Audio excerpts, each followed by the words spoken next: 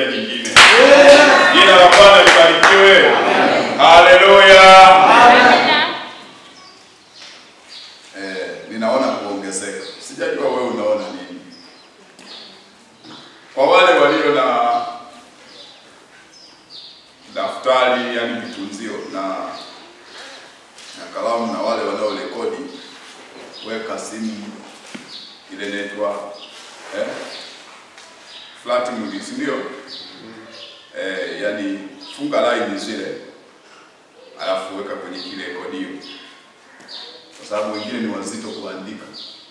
Kwa hiyo unaweza ukakuta baadaye ukienda kusikiliza unapitia taratibu. Bwana asifiwe.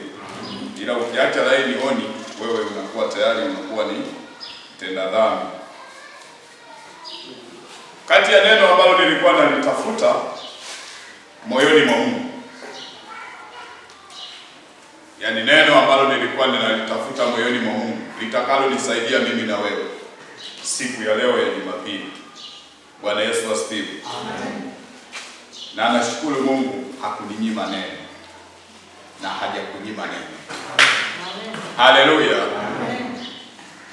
Na sauti yake ina nguvu kwa yeyote atakayesikia. Akanipa neno hili, uhuru wa mfungwa na vilivyofungwa. Kwa hiyo leo ni siku ya uhuru wa mfungwa na vilivyofungwa. Leo ni siku ya uhuru wa mfungwa na vilivyofungwa. Bwana Yesu asifiwe. Haleluya. Kwa hiyo wale wote ambao wamekufunga wanajua leo ni siku ya uhuru wao. Wale wote ambao wamechukua vya kwako wakavifunga wanajua leo ni siku ya kupokonywa vya kwako na vikaletwa kwenye maisha yako. Na hili si Bwana haliwezi, analiweza kwa 100%. Bwana Yesu asifiwe. Itategemea tu utasikiaje, utaaminije, utatendeaje kazi kile ulichosikia. Funguo 12 alizokuja nazo Yesu kumweka huru mtu wa Mungu kutoka katika vifungo vya giza. Funguo 12 alizokuja nazo Yesu kumweka mtu huru, mtu wa Mungu kutoka katika vifungo vya giza. Neno fupi linasema uhuru wa mfungwa na vilivyofungwa. Bwana Yesu asifiwe sana. Jina la Bwana libarikiwe. Amen. Nilichokiona ndicho kitakachoenda kutendeka. Watu walifunguliwa minyororo katika ulimwengu wa roho, na huko ndiko Bwana anaenda kuwaweka watu huru. Haleluya. Funguo 12 alizokuja nazo Yesu kumweka huru mtu wa Mungu katika vifungo vya nini? Vya giza. Bwana asifiwe. Kuna maandiko mawili makubwa ambayo tutayatumia ili Mungu akalipande neno hili lifanyike kuwa chombo, asafiri mpaka kwenye maisha yako, asafiri mpaka kwenye cha kwako, ili akakuletee uhuru ulio kamili wa kiroho na kimwili. Bwana Yesu asifiwe. Kwa hiyo katika kitabu cha Mathayo 16 ule mstari wa 19, mimi ninakuaga nina uhakika na kile Mungu ametamka. Bwana asifiwe. Hebu pokea huo uhakika wa kile Mungu amesema. Amen. Na huo uhakika utakuletea matokeo. Amen. Na Ufunuo 1 mstari wa 18 ni maandiko mawili muhimu. Haya maandiko ndani yake tunalipata neno la ufunguo. Na hizi ni habari njema kwa wafungwa wote. Bwana asifiwe.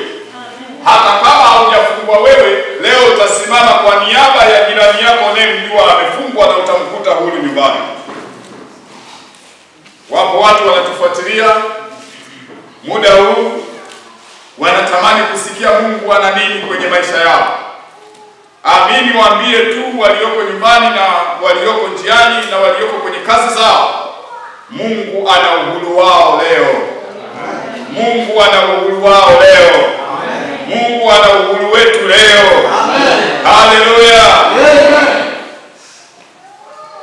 Hii ni habari njema kwa wafungwa na watumwa katika vifungo vya giza.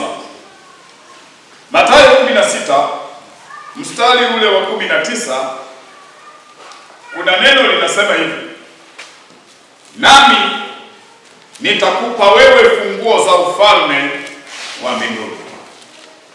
Ni neno la kishujaa sana. Nami nitakupa wewe funguo za ufalme wa mbinguni, na lolote utakalolifunga duniani litakuwa limefungwa na huko mbinguni, na lolote utakalolifungua duniani litakuwa limefunguliwa na mbinguni. Bwana Yesu asifiwe. Haleluya.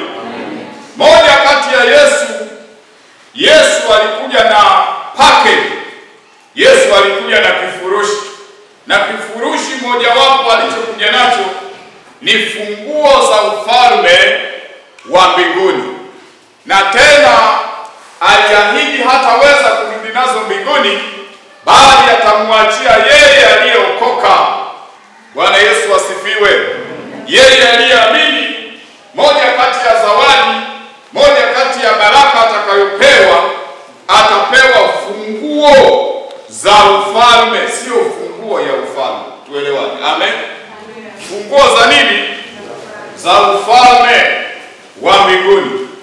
Na mimi niulize swali leo, funguo huwa inafungua funguo au funguo huwa inafungua kufuli?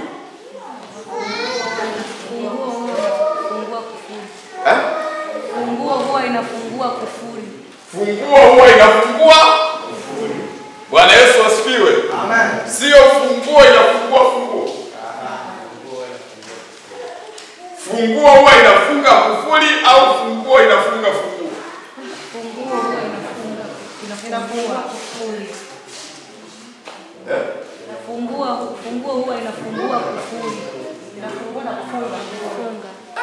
Kuna nyingine inafungua, kuna nyingine inafungua. Sasa sijui, yaani hapa nimesikia kuyumbayumba. Yaani funguo, ngoja ninukuu kama nimeelewa vizuri. Mmesema funguo ndio inayofungua kufuli, alafu hiyo funguo pia inafunga nini? Kufuli. Haleluya. Ndio hivyo mmesema. Haleluya. Kwa hiyo funguo inafungua, lakini funguo inafunga. Kwa hiyo kwa tafsiri nyingine, kufuli kama kufuli haifungi yenyewe. Bwana asifiwe. Nimeona mkono.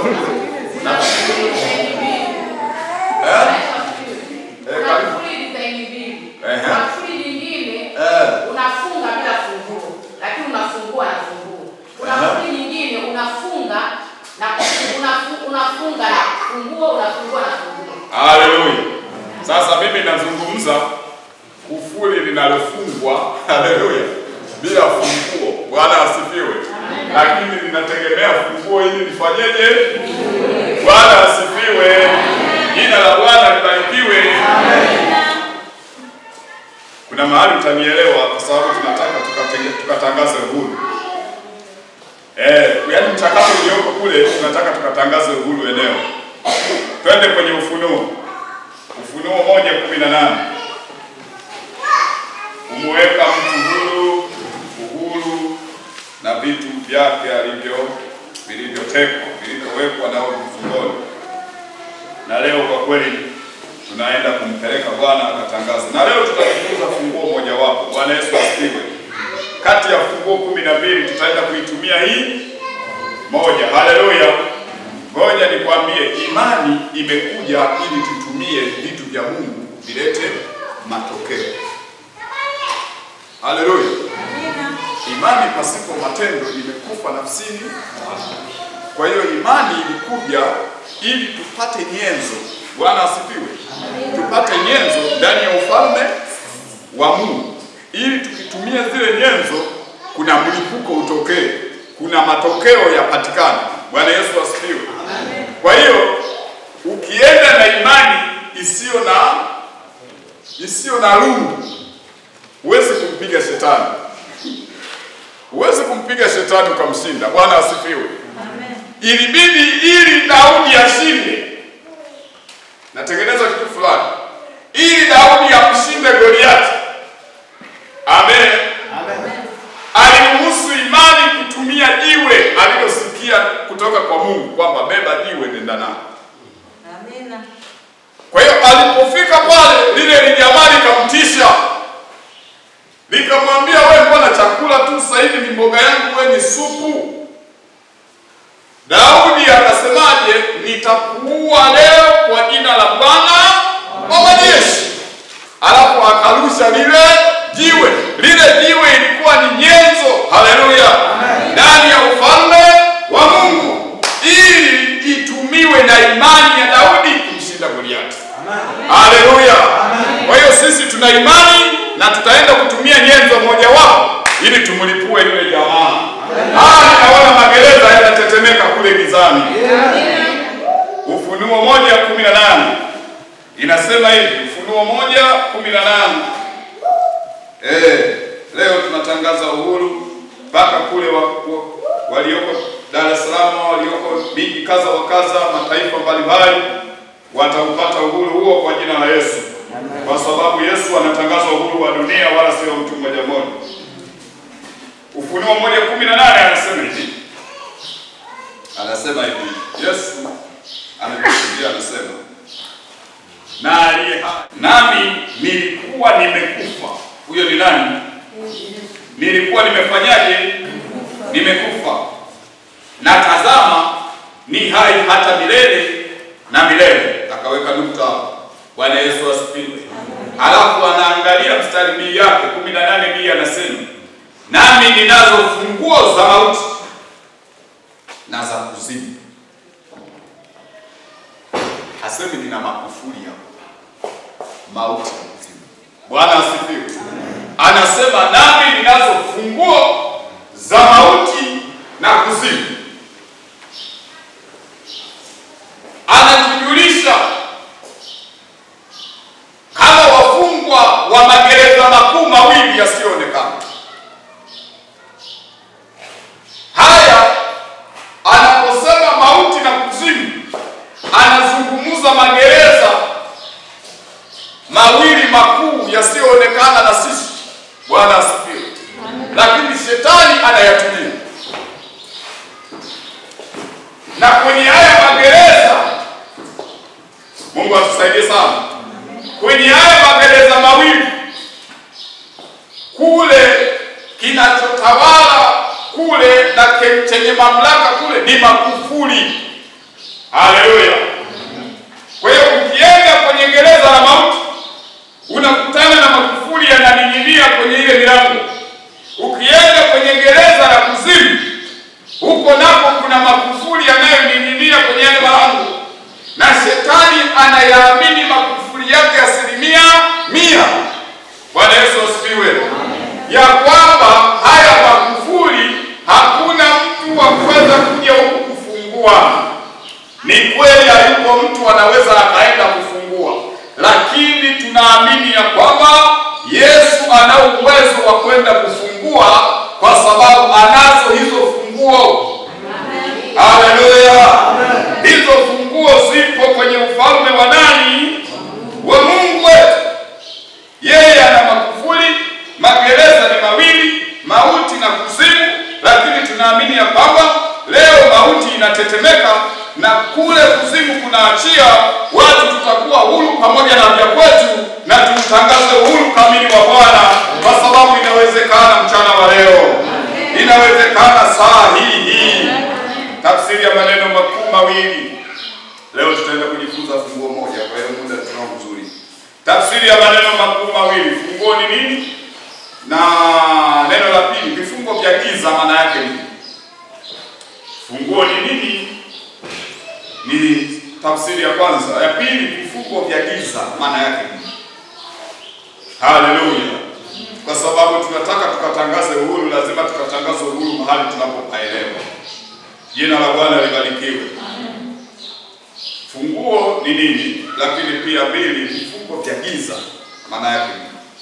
Tunapozungumza na vifungo vya giza maana yake ni. Na tunapozungumza funguo, Bwana Yesu asifiwe. Funguo kiroho, kimwili kiroho, maana yake tumeona kazi yake ni kufungua. Bwana Yesu asifiwe. Funguo ni mamlaka ya kiungu. Funguo za ufalme wa Mungu ni mamlaka ya kiungu. Ni mamlaka ya kiungu au mamlaka ya kiungu. Bwana Yesu asifiwe. Yenye nguvu. Yenye nguvu ya kushughulikia nguvu na mamlaka ya shetani. Funguo ni mamlaka ya kiungu yenye nguvu ya kushughulikia nguvu na mamlaka za shetani. Bwana Yesu asifiwe. Haleluya. Kuna watu wamefungwa na mamlaka na aina ya maisha yao pia nayo yako chini ya mamlaka. Ili utoke kwenye mamlaka, unahitaji mamlaka yenye nguvu kuliko mamlaka iliyokushikilia. Unaelewa ninachosema? Ili utoke kwenye hiyo mamlaka, unahitaji mamlaka yenye nguvu. Bwana asifiwe. Ije pambane na hiyo mamlaka iliyokushikilia kwa nguvu. Ili vilivyo vya kwako viwekwe huru. Haleluya. Unahitaji mamlaka yenye nguvu. Ije pambane na mamlaka yenye nguvu iliyoshikilia vya kwako vipate kuachiwa. Bwana Yesu asifiwe. Na leo tutaiona mamlaka fulani ambayo mpendwa mwenzetu aliigundua na akaitumia na akawa huru. Hiyo ndiyo funguo na mmoja wapo. Haleluya. Nini maana ya vifungo vya giza? Vifungo vya giza maana yake hii. Ukisikia vifungo vya giza, haleluya, maana yake hii ni kile kinachonitesa,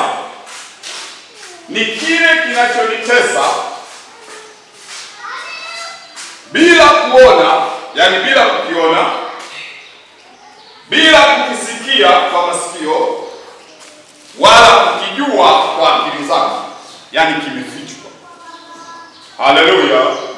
Maana ya vifungo vya giza ni kile kinachonitesa na kunisumbua, lakini sina upeo wa macho ya kuona na wala kukisikia na hata kukijua kwa akili zangu nilizopewa na Mungu. Kwa hiyo ni kitu kilichofichwa, ni teso lililofichwa, ni teso ambalo haliwezi kufunuliwa wazi kwa anayeteseka. Mungu atusaidie. Pia vifungo vya giza ni majela, ni magereza. Ni magereza ya shetani yaliyopo katika ulimwengu wa roho. Na kinachomtesa mtu sio gereza. Kinachomtesa mtu ni ile adhabu anayoipata ndani ya gereza alilofungiwa. Haleluya. Bwana asifiwe. Kwa hiyo leo tunasema na kile kisichojulikana na wewe lakini kinakutesa, kile usichokiona kwa macho yako lakini kina usumbufu kwenye maisha yako, kile usichokijua kwa akili zako lakini kwa kweli unatafuta ufumbuzi. Leo mbingu zinashughulikia hicho. Yaani leo mbinguni wana ajenda hiyo tu, hawana nyingine. Na ungelijua wewe, juzi nilikwambia andika lililo gumu tukutane nalo leo, ungejua hilo ungekuwa umeshaandika zamani. Bwana Yesu asifiwe. Kwa sababu mimi sikutamka kibinadamu, nilitamka katika ulimwengu wa roho, nikiamini yupo Bwana atendaye. Nilisema hivi tutakuja kuchoma mara mbili. Tutachoma kwa maombi hapa, alafu tutaenda kupiga moto wa kawaida kabisa. Tutakusanya, hakuna kufungua cha mtu. Tunapiga moto hapa. Alafu lipo tendo la imani litaenda kumtokea mtu hapa. Bwana Yesu asifiwe. Jina la Bwana libarikiwe. Kwa hiyo mara nyingi sana shetani hutumia kutuweza kupitia vifungo vya giza. Vifungo vya giza hivi ni vile ambavyo unakuta mtu anateseka, mtu anahangaika, kwa kweli hana amani, lakini kinachomkosesha amani hakioni, na kinachomkosesha amani hakisikii, na kinachomkosesha amani pia hakijui hata kwa ufahamu. Kwa hiyo anashindwa kutoka kwenye lile wimbi kwa sababu haoni, hasikii na hajui. Bwana asifiwe. Lakini leo tunamleta ajuaye, aonaye, asikiaye. Huyo lazima tuweke huru kabisa. Kwa sababu hii inawezekana. Bwana asifiwe. Haleluya kanisa. Vifungo vya giza ni maswali magumu yanayokuwa hayana nini? Majibu. Na shetani anajua. Shetani anafahamu. Siku kuzimu ikifunuliwa mbele ya macho ya mwanadamu, akaona yale makufuri, ataanza kutafuta funguo. Siku mautini kukifunguliwa mbele za anayeteseka, akaona yale makufuri ambayo yamemfungia maisha yake au lile teso lake, huyu mwanadamu moja kwa moja anaanza kuchukua hatua za kutafuta nini? Funguo. Bwana Yesu asifiwe. Kwa hiyo yeye anaitwa ni mwenye hila, maana yake anafanya mambo kwa kuficha, anafanya mambo kwa kustiri, anafanya mambo kwa kuhakikisha ya kwamba usijue. Jina la Bwana libarikiwe. Yeye ni wa siri, lakini Bwana ni wa nuru. Yeye ni wa giza, Yesu wetu ni wa nuru. Na leo tutaipeleka nuru gizani na giza likapate kushindwa kwa jina la Yesu. Hiyo inawezekana. Haleluya. Okay. Tukaone sasa funguo moja wapo. Huyu mpendwa alitumia na sisi tunaenda kuitumia. Hii funguo Bwana, ndani yake kuna uweza. Ndani yake kuna nguvu kati ya zile 12. Oh, leo ninatamani tukaitumie funguo hii kwa uhakika, kwa imani. Jina la Bwana libarikiwe. Na kwa imani naamini watu watatoka hapo. Kama huyu alitumia akatoka, na sisi tutatoka. Haleluya. Kwa sababu sisi tunatumia kilichotumiwa, hatutumii ambacho hakijatumiwa bado. Maana hicho hakijafunuliwa kwetu, wala hatuna. Bwana Yesu asifiwe. Tunafanyia kazi vilivyofanya kazi tayari. Maana hivyo tuna uhakika navyo. Bwana Yesu asifiwe. Ndipo jambo litatokea kwa sababu lilitokea. Hatulazimishi mambo yatokee ambayo hayajatokea. Sisi tunaenda kwa haki na tunaenda kwa kujua kwamba hiki kitu kitatokea kwa sababu jana kilitokea. Kitatokea kwangu kwa sababu huyu naye mwanadamu naye kwake kilitokea. Jina la Bwana libarikiwe. Kwa hiyo kwenye kile kitabu cha Marko sasa tunaenda kuiona funguo moja wapo. Kile kitabu cha Marko. Halafu leo tutaenda kuitumia. Mimi na wewe tutaenda kuitumia. Na ninaamini kila atakaye itumia silaha hii au funguo hii kwa imani aliyopewa na Bwana atapata badiliko leo.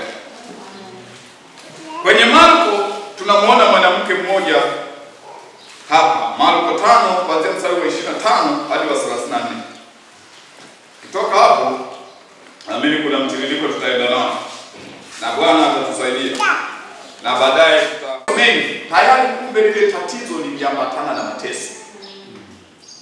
Unaona hiyo? Yaani kilichokuwa cha kawaida shetani amekitumia kimekuwa sio cha kawaida tena. Tayari mateso yakaingia kwake. Anasema na kuvumilia mateso mengi kutoka kwa matabibu wengi. Kilichokuwa kinamtesa alikuwa hakioni. Bwana asifiwe. Alikuwa akisikii na alikuwa akijui pia kwa akili zake. Ilibidi sasa ashirikishe angalau watu wengine wasaidie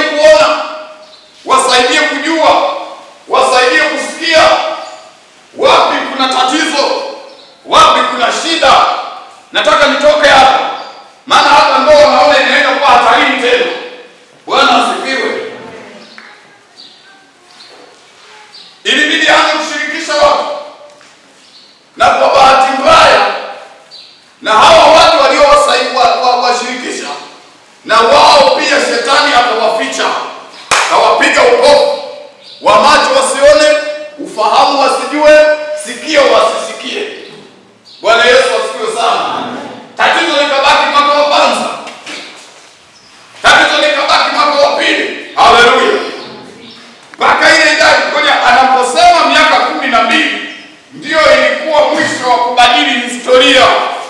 Bwana asifiwe. Kwa hiyo na leo Yesu atakapobadilisha historia, au ile kalenda ya kwanza itajulikana, lakini haitakuwa na matokeo kwako. Itakayokuwa yenye matokeo kwako ni kalenda inayoanza sasa baada ya uhuru. Haleluya. Bwana asifiwe. Sasa tunaona hii kitu ilitokea. Matabibu wengi walianza kutafuta namna. Alafu kitu moja wapo kilichoanza kuondoka ni mali za huyu mtu. Anasema na kugharimiwa mali yake yote aliyokuwa nayo, kusimfae hata kidogo. Bwana Yesu asifiwe. Bali hali yake ilizidi kuwa mbaya.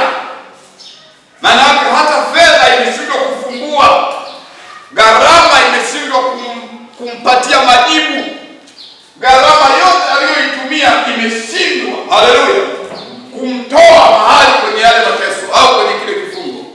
Ngoja nikwambie, shetani wakati yuko pembeni anaona hangaiko la huyu binti, anasema wewe ungejua aliyekuja kukuokoa na funguo ya hili ungemwendea, lakini nimekuficha usijue. Bwana Yesu asifiwe. Lakini asante Yesu, Roho Mtakatifu ni mwema kwetu, amekuja kinyume nyume. Yaani ni hivi, amekuja kukufunulia hata kama yeye shetani hataki. Haleluya. Hali yake ilizidi kuwa mbaya. Mimi naamini kabisa huyu mwanamke kuna mambo yalimtokea kwenye maisha yake ambayo kwa kweli yalikuwa ni huzuni ya kila siku. Mungu atusaidie. Ukiona mtu anasinzia hapo unamsimamisha kidogo, kuna kitu tunataka tunania. Yaani unamsimamisha ili mtamko kutoka huko juu. 27 anasema aliposikia. Bwana asifiwe. Amen. Alipo nini? Nimekwambia vifungo vya giza maana yake nini? Ni kile kinachokutesa. Haleluya. Hauoni, hausikii, na ufahamu wako pia haufanyeje? Yaani access, yaani haukufungulii kitu. Haleluya. Bwana asifiwe. Sasa hapa tunaona kuna neema alipata aliposikia habari za Yesu.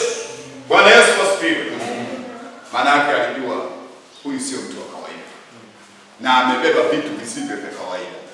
Sasa yeye akasema, imani yangu wala haimtaki Yesu.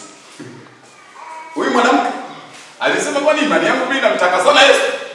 Mimi nikienda kwa Yesu naangalia alichonacho, nitakachokipata hicho kitaunganisha imani yangu, naamini kuna mlipuko utatokea. Haleluya.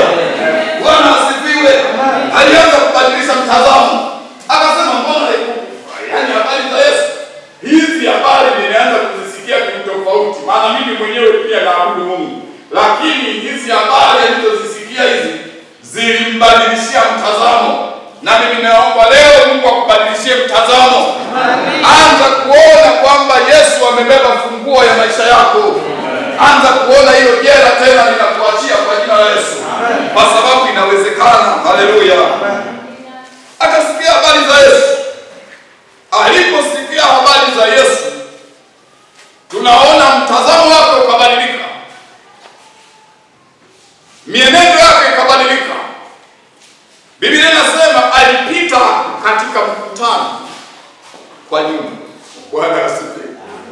Alipita kwenye ule mkutano kwa nini? Kwa nyuma.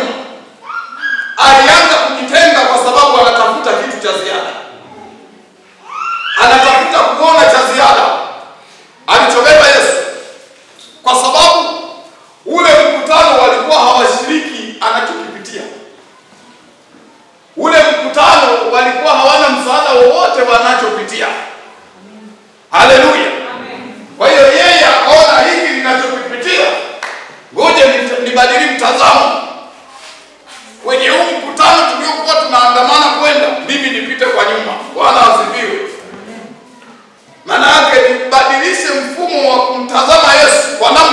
wengine si sawa na wanavyomtazama makutano. Mimi nianze kutaka kitu kingine cha kipekee alichonacho Yesu. Akapita kwenye mkutano kwa nyuma. Biblia inasema hapo mwisho sasa hapo anasema akaligusa vazi lake. Bwana Yesu asifiwe. Sasa ili akaligusa vazi lake ni mbele. Ila huu mstari ni kama umemaliza lakini haujamaliza. Jina la Bwana libarikiwe. Kabla ya kuligusa vazi lake kuna kitu kilikuwa kinaendelea kwenye imani yako. Jina la Bwana libarikiwe sana. Mstari wa 28 anasema, maana alisema nikiagusa mavazi yake tu nitapona. Na funguo ambayo tunaenda kuitumia ni vazi la Yesu, tena la uzima. Haleluya. Yesu alikuja na mavazi 7, Bwana asifiwe, aliyoyavaa katika ulimwengu wa roho, mavazi 7 yanayomtambulisha kuwa yeye ni mwana wa ufalme wa mbinguni na amekuja kuvamia falme zingine. Kwa hiyo katika yale mavazi ndani yake kulikuwa kuna nguvu ya kumwezesha kutenda asichoweza kutenda. Kuna mtu mmoja ananielewa hapa? Bwana asifiwe. Kufunguka akili na kuambia hivi, Yesu alikuja na mavazi 7 aliyoyavaa katika utu wake wa ndani ili kumtambulisha ya kuwa yeye ni mwana wa ufalme, kwa sababu amekuja kuzivamia falme ambazo zinawatesa wanadamu. Na kwenye yale mavazi Bwana aliweka nguvu ya utendaji kumsaidia kufanya mambo yasiyowezekana. Moja kati ya vazi alilokuwa nalo ni vazi la uzima. Haleluya. Vazi la uzima lilikuwa haliachi kiugonjwa chochote. Bwana Yesu asifiwe. Na waliokuwa wanayaona ni wale tu walioona. Amen. Vazi la uzima, hiyo ndio tutaenda kuitumia kwa jina la Yesu. Hilo basi, hiyo basi mimi mwenyewe nataka nikalitumie. Ni ufunguo mojawapo muhimu sana wa kufungua kila aina ya mafundo. Hivi nani alisikia kwenye maisha yake? Huyu kanaopa uchawi wa mafundo. Wewe unasikia?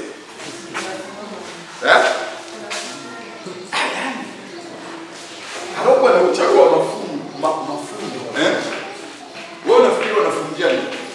Sikiliza. Shetani anayo mavazi yake yanayomtambulisha ufalme wa giza, na anayatumia pia huko kugeuza kuwa makufundi. Mungu atusaidie. Kama vazi lilimfungua atokae damu, basi teso la kutoka damu lilifungwa kwa vazi la ibilisi lisilojulikana, lisiloeleweka, lisilosikika.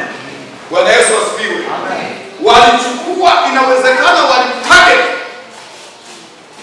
kwenye ile siku ya kwanza alipoingia kwenye tarehe, wakamtarget pale, wakachukua vilivyo vya mwilini mwake, wakaenda navyo mahali pasiri kwa imani ya ibilisi, wakavichukua wakavichanganya aidha na mchanga uliowakilisha hatua zake za uhai wake, wakamfunga mahali pa giza kwa kile kitambaa, inawezekana cheusi, chekundu au cheupe, maana ndivyo vitambaa vinavyotumia ibilisi. Na inawezekana wakamnena ya kwamba wewe katika hiki kifungo usijue, usione, usisikie, ila kiappreciate mateso kwako, mali zipotee na ndoa uachike. Wakamaliza wakaenda kukifukia mahali pasipojulikana, wanajua wao. Bwana Yesu asifiwe. Huyu mtu akaanza kwenda kila mahali kutafuta ufumbuzi. Ule ufumbuzi ukawa ni kama watu hawauoni,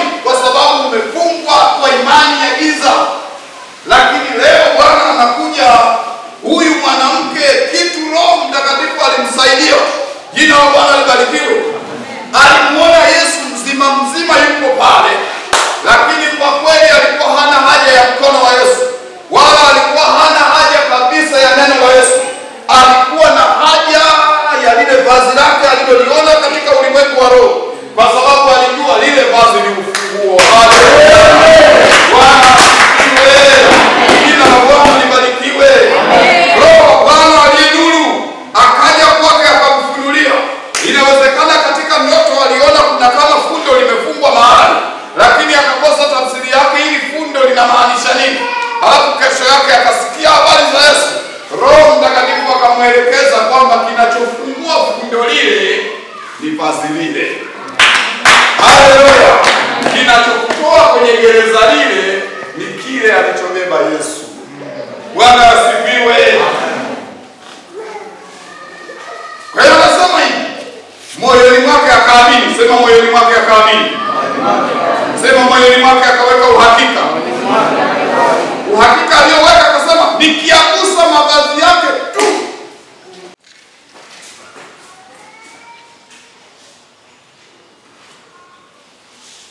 Kuna mtu anahisi mguso wa Yesu. Kuna mtu anahisi mguso wa kiroho. Haleluya.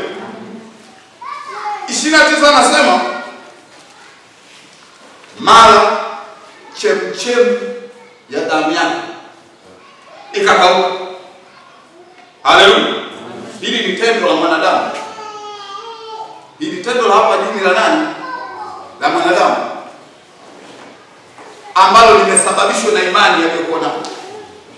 Baada ya imani ile kuingiza katika matendo na kuona kile alichobeba Yesu, akaenda kuikusanyisha imani yake na kile alichobeba Yesu, kuna jambo likatokea kwake. Anasema mara chemchemi ya damu ikakauka. Unajua maana ya chemchemi ni chanzo. Ni kule kwenye chanzo kabisa. Haleluya. Yaani ukitaka, ina maana lazima, yaani ukitaka kukausha mto, usikaushe kuanzia katikati kwenda mbele. Yaani wewe nenda kakaushe kule mwanzo kabisa kwenye kile kiini, yaani kwenye ile chemchemi, mahali maji yanatoka pale, ndipo pakakauka kama. Ndipo badiliko likatokea kwa. Bwana Yesu asifiwe. Sasa tunataka tuje tuone Yesu aliona nini, halafu ndicho tutakachoenda kufanya mimi na wewe. Biblia inasema baada ya hiyo tendo hilo limeshatokea, naenda kutumia vazi la Yesu. Nakumbuka hiyo tena la uzima. Anasema naye akafahamu mwilini mwake kwamba amepona msiba ule. Haleluya. Baada ya damu ile katika, kilichokuja kwenye akili yake ni kumjulisha ya kwamba ule msiba umemtoka. Lile tatizo limetoka. Lile teso limetoka. Bwana Yesu asifiwe. Kilichokuwa kimefungwa kimefunguliwa tayari. Hii kitu alijua kwenye akili yake ya rohoni, na ikaja ikamletea uhakika kwenye akili yake ya mwilini ya kwamba kumbe nilipopaamini ndipo palipoleta matokeo. Kumbe nilipopagusa ndipo paliposababisha uzima. Kumbe nilipopagusa ndipo palikuwa na uhuru wangu. Bwana Yesu asifiwe. Jina la Bwana libarikiwe. Sasa sikiliza, kanisani kuna wanaopata matokeo na wasiopataga matokeo. Ngoja nikuonyeshe hayo makundi mawili. Hapa ndio utajua sasa. Anasema 30, mara Yesu huku akifahamu nafsini mwake, mwilini mwake, nafsini mwake. Labda hii imeandikwa kidogo. Nafsini mwake, mwilini mwake. Nafsi ni iko nje, ndani. Mara Yesu huku akifahamu nafsini mwake. Nimekwambia mavazi ya Yesu ya rohoni alikuwa amevaa nafsini, mwilini. Alikuwa amevaa nafsini, si ndio? Kule rohoni. Haleluya. Naye anasema mara Yesu huku akifahamu nafsini mwake kwamba nguvu zimemtoka. Bwana Yesu asifiwe. Yesu yuko kwa ajili yako, kwa ajili ya kutoa nguvu leo. Nani atakaye anatafuta nani amguse? Bwana asifiwe. Biblia inasema nguvu zikamtoka. Yesu ameguswa na mmoja mwenye msiba, mwenye kifungo. Yeye anafahamu nafsini mwake. Yesu hapa kumbe alikuwa na kiwango cha ujazo cha nguvu. Anajua wakati zimetoka, wakati zimepungua, wakati ziko nyingi. Alikuwa anajua. Haleluya.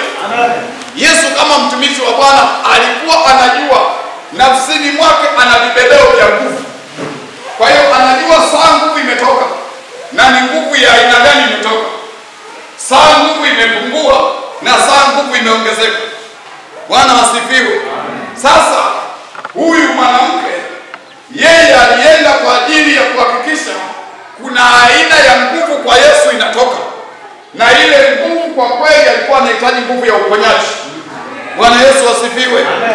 Yeye hakuwa anahitaji nguvu ya muujiza wowote zaidi ya nguvu ya uponyaji. Bwana asifiwe.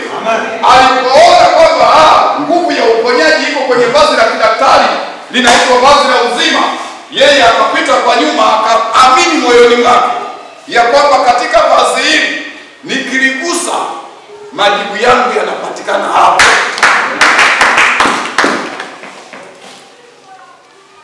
Haleluya. Amen.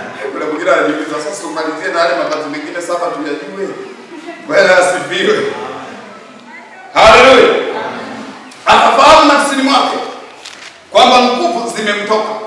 Alafu Yesu akageuka kati ya mkutano. Unajua swali aliloulizwa, akasema, "Ni nani aliyenigusa?" Nimekwambia kanisani kuna makundi mawili. Kuna kundi linalopata matokeo na kundi lisilopata matokeo. Anasema, "Ni nani aliyenigusa mavazi yangu?" Hakusema ni nani aliyenigusa mkono wangu au mwili wangu. Ni nani aliyenigusa mavazi yangu?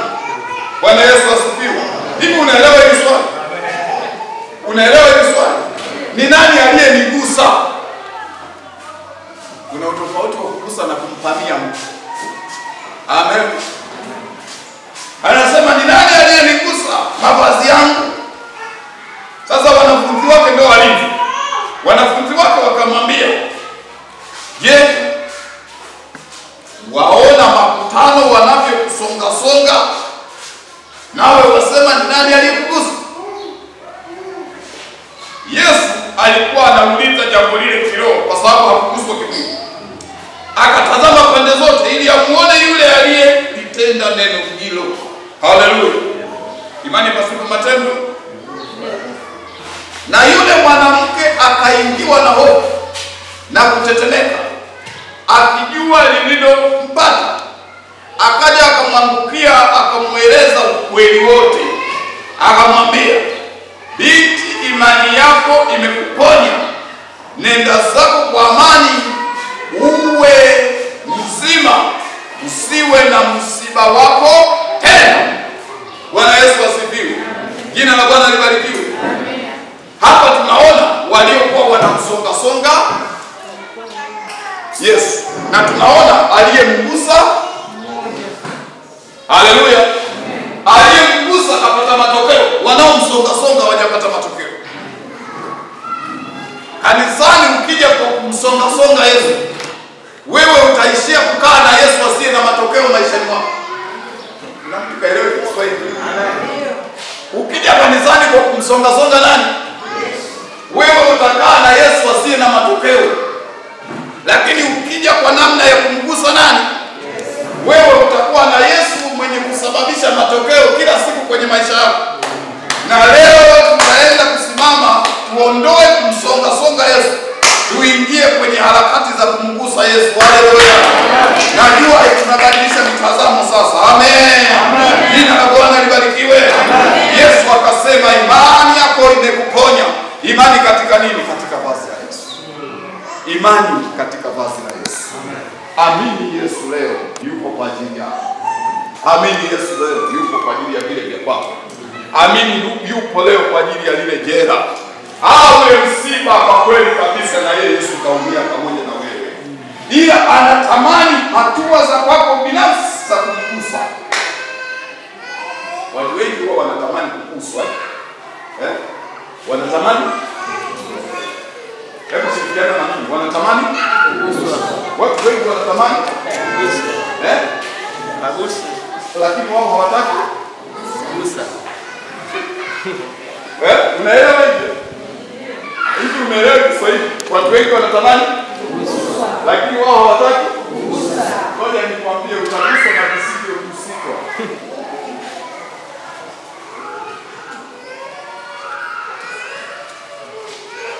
Unajua ukitamani kuendelea kugusa, haleluya, unaweza ukachelewesha muujiza. Kuna moja alielewa. Lazima uende kwa Mungu wakati uko tayari. Haleluya. Ukitamani sana kuguswa, unachelewesha muujiza wako.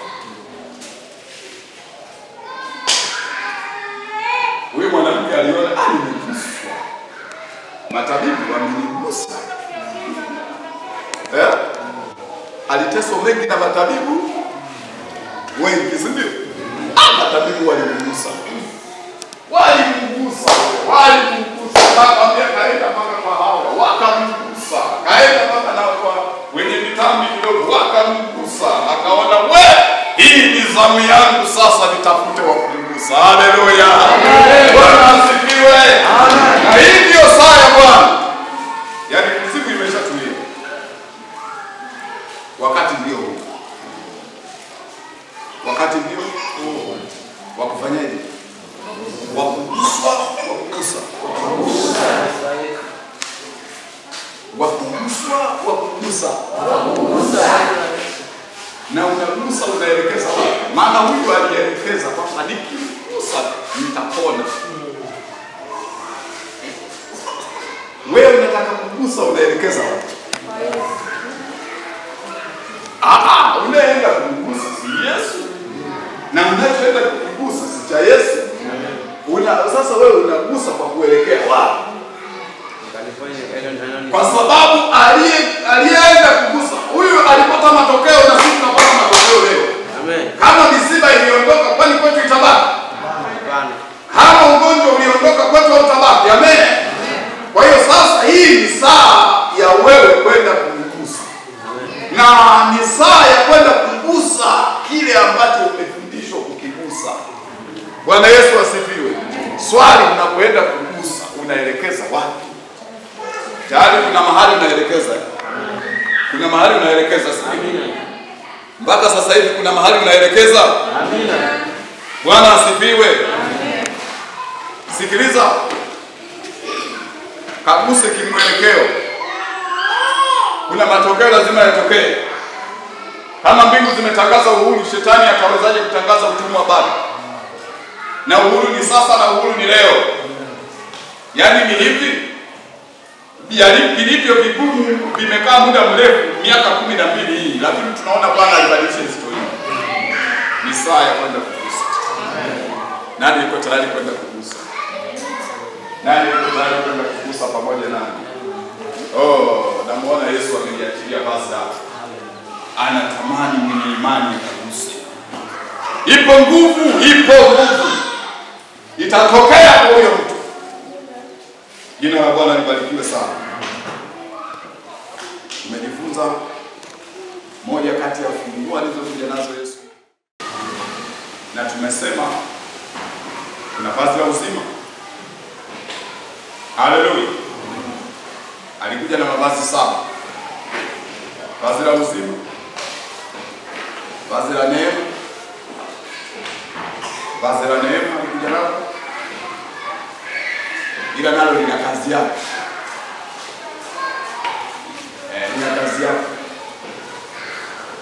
Vazi la utukufu lina kazi yake. Vazi la rehema, Bwana asifiwe, na lenyewe lina kazi yake pia.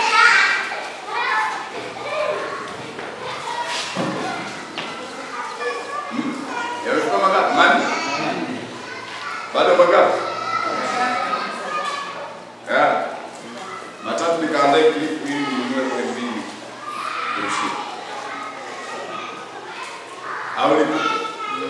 Haleluya. Jina la Bwana libarikiwe. Vazi la uzima. Narudia tu ili muelewe. Vazi la uzima alikuja na vazi la neema. Alikuja na vazi la rehema. Vazi la utukufu. Alikuja na vazi la vita. Vazi la vita. Bwana asifiwe. Nani aliyekuwa komando zaidi ya Yesu? Yaani wanataka kumkamata hapo, anamsamehe tu ngapi. Wewe endelea. Anasema mpaka muda ufike. Vazi la nini?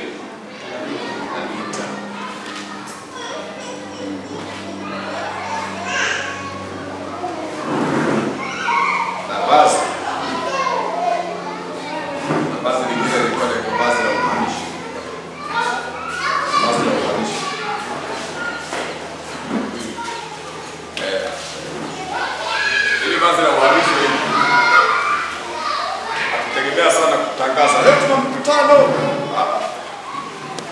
Yeye alikuwa anashuka tu pale mjini, watu wanakusikia. Haleluya. Yeye akifika tu mahali, yani hata kama ni nyumbani kwa mtu, panajaa mpaka nafasi inakosekana, watu wanatoboa kwenye ndani. Basi la uhamisho. Mara nyingi wanakuwa nao wainjilisti. Hivi injilisti ndio kweli? Ndani yake ina ushawishi, Mwinjilisti akitokea mahali akosi samaki, lakini wainjilisti kwa sasa hivi yaani anaweza akadumbukia kana familiana na samaki kwa hakui hata dagaa.